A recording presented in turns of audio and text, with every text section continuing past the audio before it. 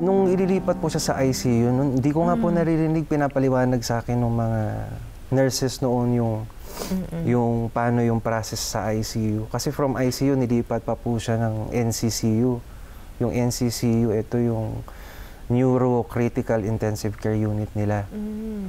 So, ini-explain ng mga nurses sa akin yung expenses, yung ito, sir, 180,000 po tayo dito each day. Tapos, papanik po yan ng 250.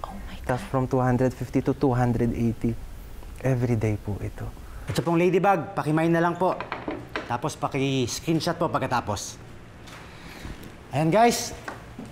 Maraming salamat po sa nag-mine. At pakisend na lang po ang complete details para po sa delivery ng mga orders nyo.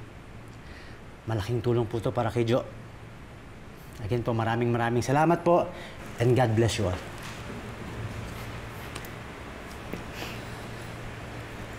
Tapos na po. Kain na, Daddy. Sige, nak. Mamaya na.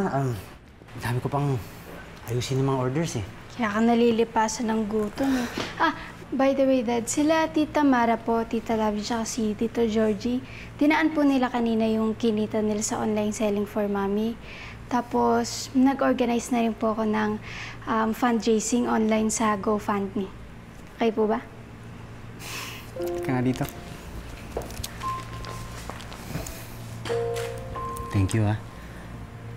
Kaya mo, bukas na bukas, bubulong ko sa mami mo kung ano yung ginagawa ng Unica Ihen.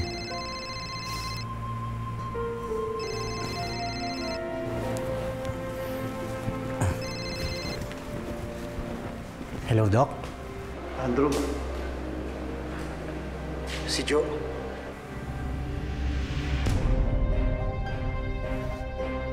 Jo?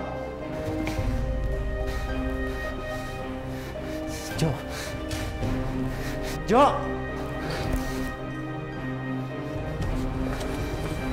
Andrew? Dok? Asan si Jo? Nilipat na namin siya ng kwarto. Nagising na siya. Malakas ang puso niya.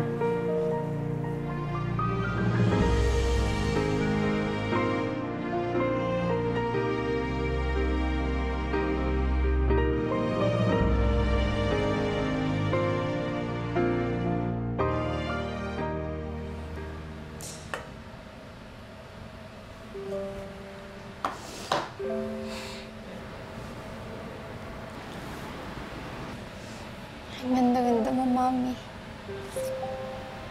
Alam mo ba, kinala po kami ni Daddy dun sa mall. Tapos, napadaan kami dun sa toy shop. Tuwan-tuwa nga po si Sander eh. Pero si Daddy kinakabahan. Siyempre, papabili po yun. Pero alam mo, sabi ni Sander, Mommy, save na lang daw po namin yung money para pambili ng gamot mo.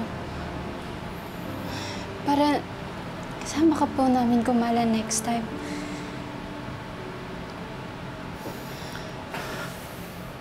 Nak.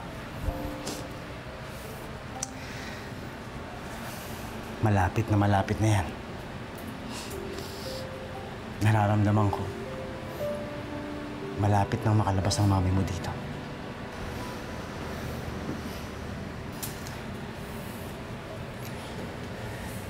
Diba, Mami? Diba gagaling ka na?